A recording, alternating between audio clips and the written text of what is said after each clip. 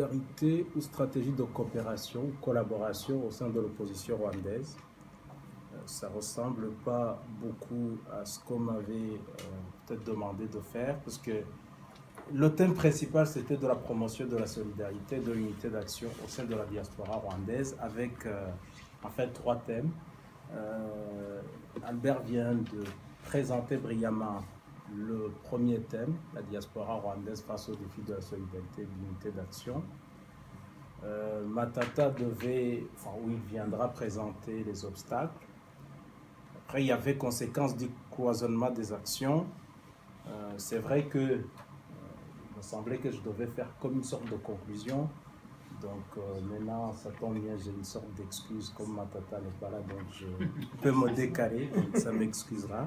Alors, moi, je me suis dit, la première des choses, est-ce qu'on se pose déjà les bonnes questions? Donc là, vous verrez que ce sera beaucoup plus un dialogue qu'un discours très travaillé. Donc pour moi, il y a la problématique, ça va vous surprendre, moi je pense que les Rwandais sont solidaires. C'est bizarre, mais pour moi, le problème n'est pas du côté de la solidarité, mais parce que dans les événements de la vie de tous les jours, dans les mariages, on les voit à Lyon, quand il y a un mariage, il y a 300 personnes. Lors d'un enterrement, il y a aussi énormément de personnes. Là, peut-être, ça joue sur la peur existentielle, tout le monde mourra, mais on partage quand même le même destin. Et là, on voit que les gens s'entraident. Donc, pour moi, la question est beaucoup moins du côté de la solidarité comme vertu individuelle, ou vertu de toute la société, mais beaucoup plus au niveau de la stratégie de coopération. C'est l'unité d'action. On est beaucoup plus dans l'unité d'action, mais l'unité d'action est précédée par une planification et une manière de s'organiser, une stratégie, pas une stratégie banale, mais une stratégie qui doit être à la hauteur, en fait, de l'ennemi que nous avons en face de nous, à savoir le fait que nous partageons une identité, celle d'être victime de l'injustice et du totalitarisme. Au-delà du fait qu'on soit rescapé ou pas, on reste des victimes de l'injustice et du totalitarisme. Et ça, je pense que pour se libérer, pas dans le sens... pour se libérer, il faut une stratégie. Stratégie qui est un mot généralement qui vient du grec. Stratos, again, ça signifie en fait... stratos, ça signifie une armée. Et puis, again, c'est conduire. Donc, il manque cette conduite d'une armée. On est une armée de victimes qui collaborent. Collaborer, c'est bien, ça vient même du terme élaborare, c'est des gens qui cultivent ensemble, mais c'est des victimes qui devraient travailler ensemble pour se libérer.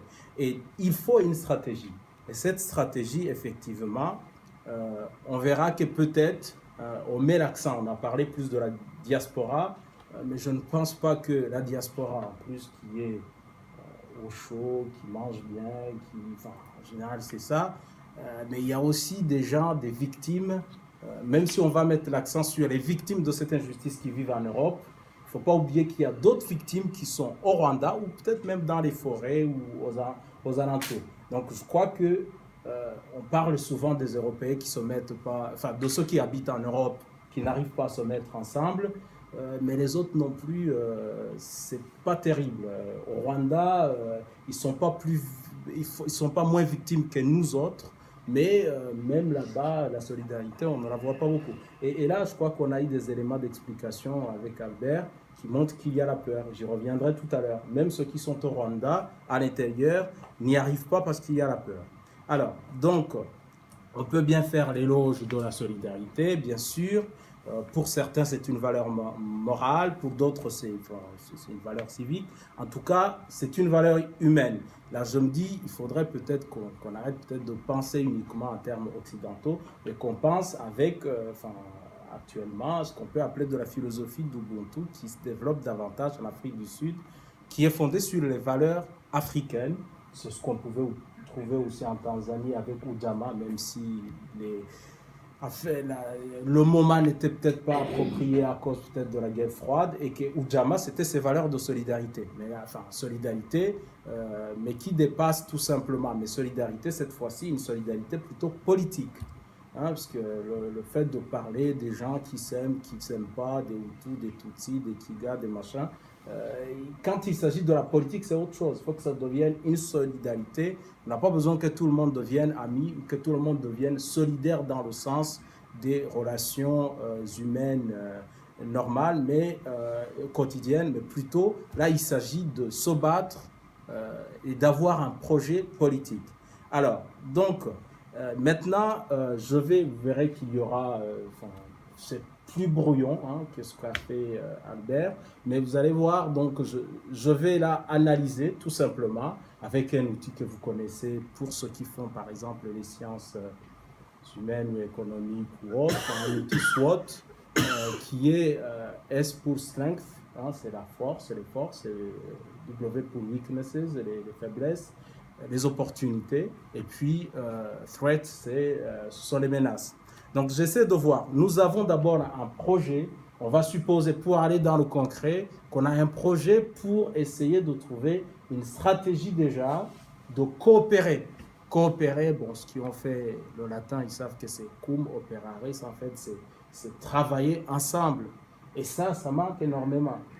Et travailler ensemble, vous allez voir, souvent, on pense que c'est un tel qui n'est pas solidaire. On pense que c'est quelqu'un qui n'est pas moralement très solidaire, qui n'aime pas aider les autres, qui est égoïste. Mais parfois, moi en tout cas dans mon analyse, je trouve que peut-être il y a aussi de l'incompétence. On peut penser qu'un tel ou un tel, il n'est pas solidaire, ou c'est peut-être parce qu'il est incompétent, il est incapable de voir que peut-être dans une coopération, il gagnera beaucoup plus. Donc, et là, j'aurais aimé y aller point par point, puisqu'on n'aurait pas beaucoup de temps.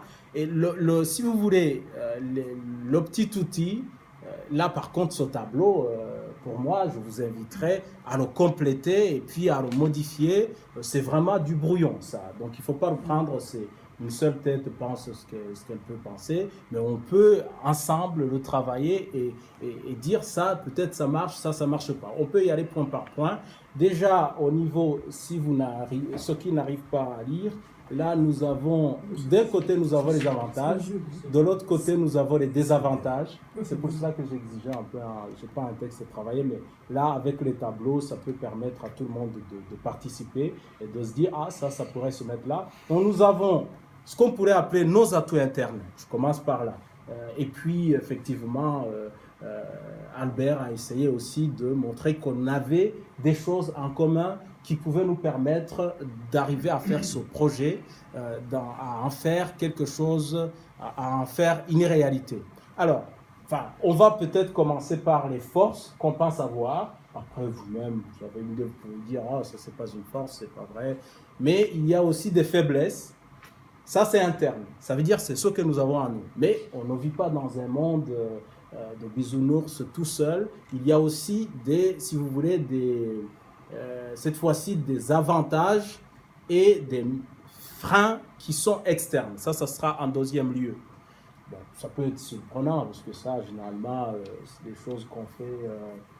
C'est moins visible là. C'est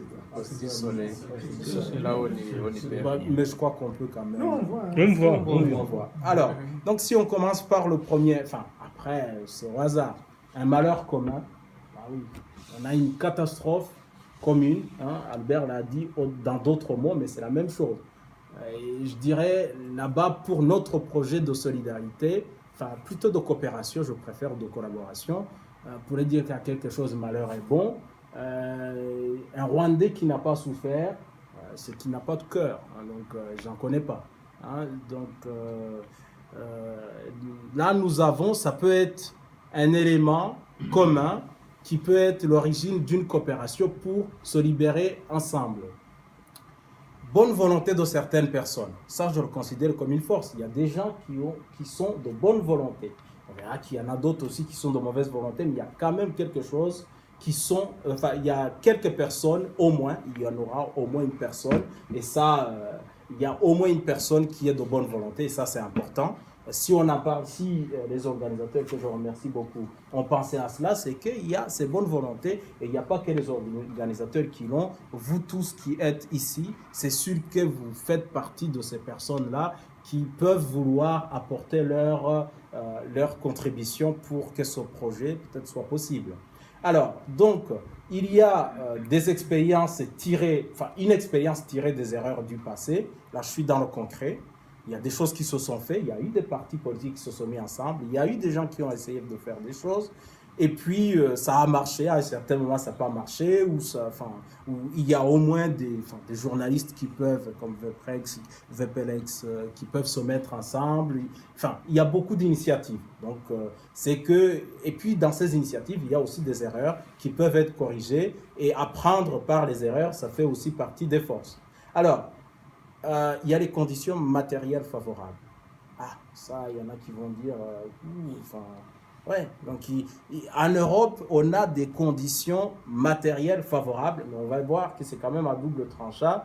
Peut-être que ce sont ces conditions matérielles favorables qui empêchent tout simplement de s'intéresser à de vraies questions, parce que quand on n'est plus menacé, et c'est le cas des personnes qui se trouvent en Europe. Et puis là, vous pouvez apprendre, partout ça a été comme ça. J'ai jamais vu une armée, une rébellion qui est partie de France, des États-Unis pour aller prendre le pouvoir au Rwanda.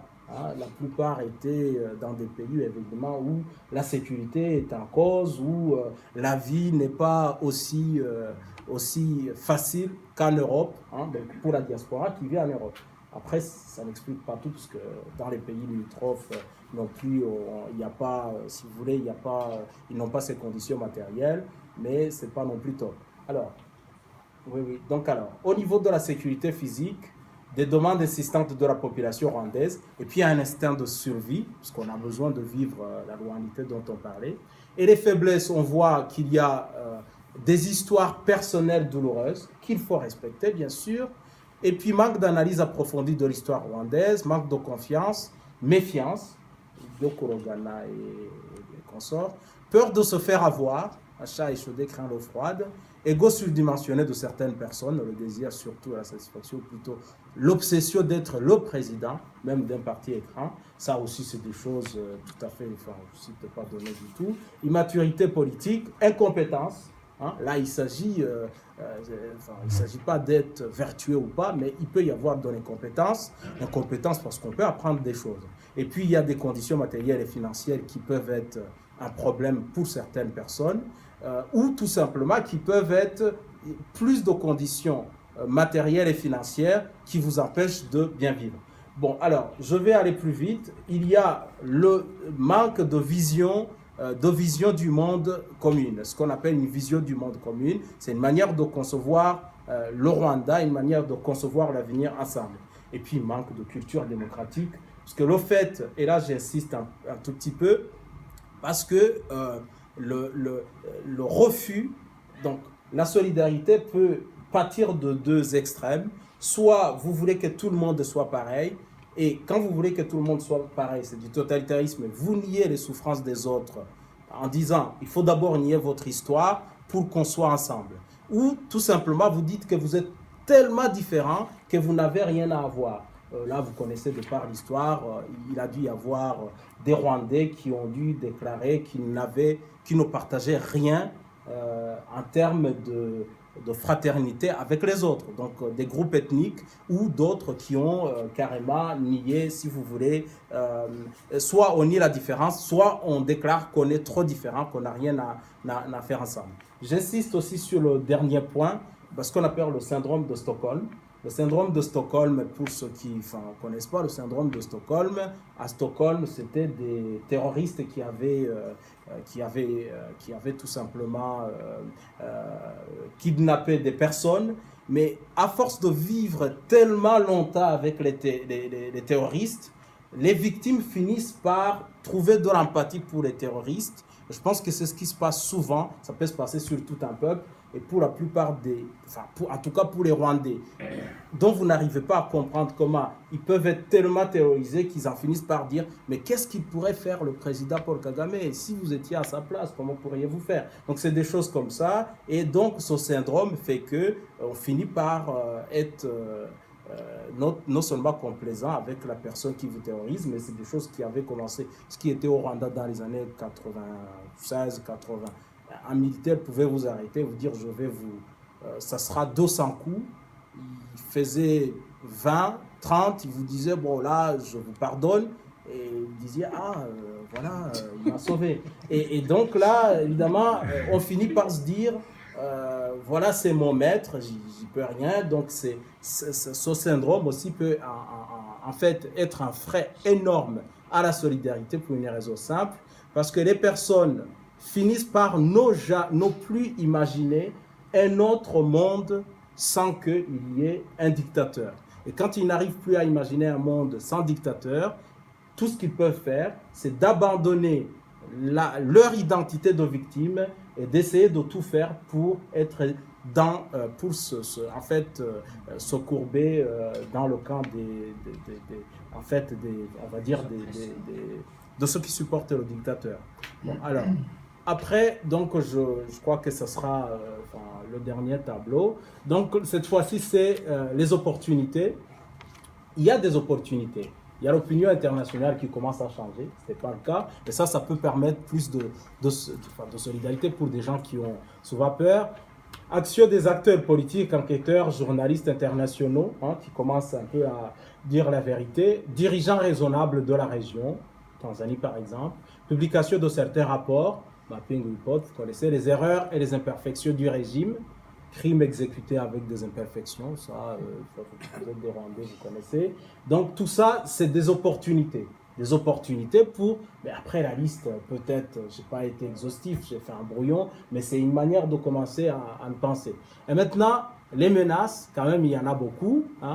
Donc, vous voyez qu'à chaque fois, il y en a beaucoup plus de ce côté. Donc, si on faisait la balance, je crois qu'il y en aurait beaucoup plus du côté des désavantages. Et c'est peut-être cela qui explique aussi que cette coopération n'existe pas encore. Alors, le régime du FPR a la politique de diviser pour régner. Donc, ça, il faut bien le comprendre, c'est du béaba, Machiavel, donc c'est simple.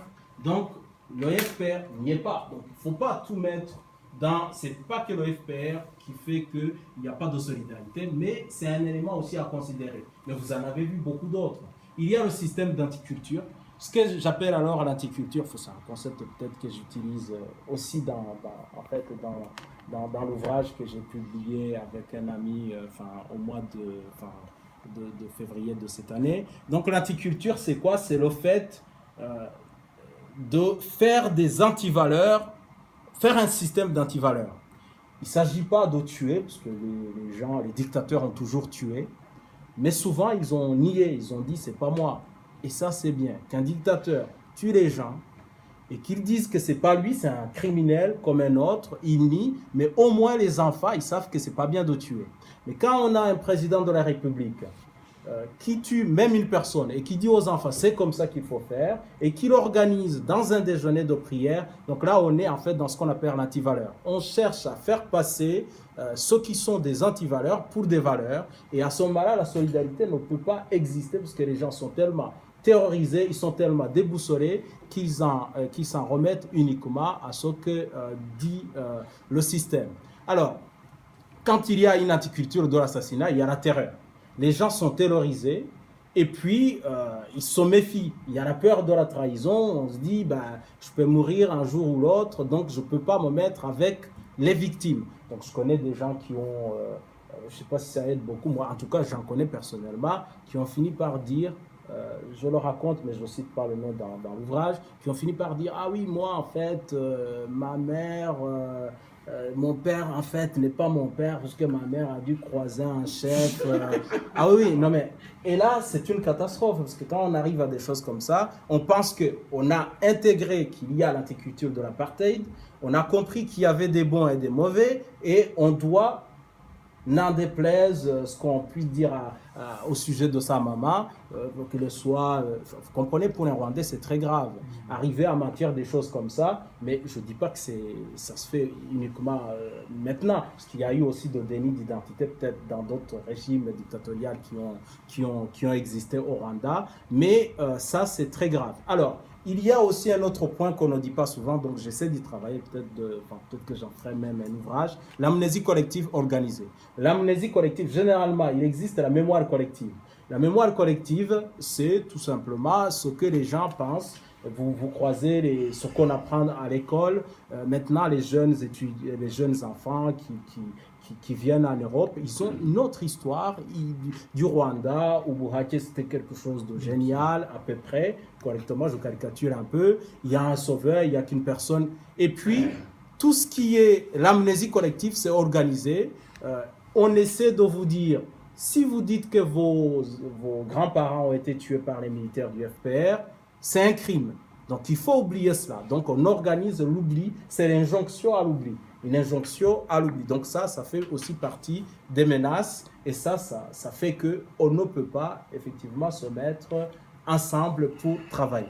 Maintenant, donc, je terminerai par là, pour que ce ne soit pas juste un tableau d'état des lieux. Maintenant, comment faire en sorte que, donc il faudrait de temps en temps penser à des éléments qu'on vient d'évoquer, faire quelles nouvelles opportunités on peut les créer pour que nos forces peuvent nous permettre de saisir. Les forces, on les connaît. Et qu'est-ce qu'on peut saisir comme opportunité? Et maintenant, c'est des allers-retours, mais en fait, j'en terminerai par là. Mais maintenant, comment transformer nos faiblesses en force pour saisir des opportunités? Des obstacles, on en fait des tremplins, en fait. Et puis, des menaces, transformer des menaces en opportunités à partir de nos forces. Donc ça, il faudrait à chaque fois aller dans le tableau et essayer de voir ce qu'on peut transformer. Donc, quelle faiblesse peut devenir une force? Donc, c'est peut-être ce jeu-là. Et à partir de ce moment-là, on pourrait se dire qu'on peut peut-être commencer à penser coopération. Donc, un des points peut-être central, ça serait au Rwanda, si on pouvait arriver à faire en sorte que, au moins, les lois injustes qui sont là-bas, je le dis souvent et ça paraît un peu ridicule, qu'au moins les lois injustes soient respectées. Donc, si les lois injustes pouvaient être respectées, en l'état, mais respectées, à ce moment-là, il y aurait peut-être moyen, ça serait une première étape. Parce qu'en fait, je le dis, parce que quand je suis parti du Rwanda en 2003, je me suis retrouvé en Pologne, et là, j'ai voulu travailler sur la notion d'état de droit et de désobéissance civile. Et je me suis rendu compte qu'au Rwanda, quelque chose comme ça est, en tout cas actuellement, impossible. Parce que partout où il y a eu la désobéissance civile, les lois étaient injustes, mais étaient respectées. Ça veut dire quoi? Que ce soit Martin Luther King, que ce soit à côté d'un blanc, tu prenais, je sais pas, j'exagère, peut-être c'était un mois de prison, mais c'était pas la prison. Chez Gandhi, c'était pareil. Mais au Rwanda, la désobéissance civile sera possible le jour où, effectivement, les lois injustes commenceront à être respectées. Et ça, on peut commencer par là, plutôt que de vouloir peut-être les changer, mais essayer de faire en sorte que, mais c'est difficile, qu'elles soient respectées. À ce moment-là, des actes de désobéissance civile pourront être possibles. C'est notamment le cas quand, dans la désobéissance civile, on doit par principe accepter la punition qui va avec le crime qu'on a commis si on ne veut pas passer pour un vulgaire criminel. Donc à ce moment-là, les gens pourraient décider, dire qu'on est Hutu au Rwanda, ou dire que si c'est 1 an de prison, à ce moment-là, vous pouvez le dire, et avant, vous essayez de cultiver votre chat, vous allez en prison, et après 1 an, vous revenez. Sauf qu'au Rwanda, ce n'est pas comme ça. On écrit ceci, vous ne pouvez pas être sûr de la punition que vous allez avoir. Donc ça, c'est des choses, je me dis qu'au niveau, si on essaie de faire en sorte que certaines lois soient respectées, et à commencer par nous, ici, donc à ce moment-là, je pense qu'on pourra petit à petit arriver et à travailler sur les éléments que je viens d'indiquer dans ces tableaux, et puis je crois que la coopération pourra être possible. Merci de votre attention.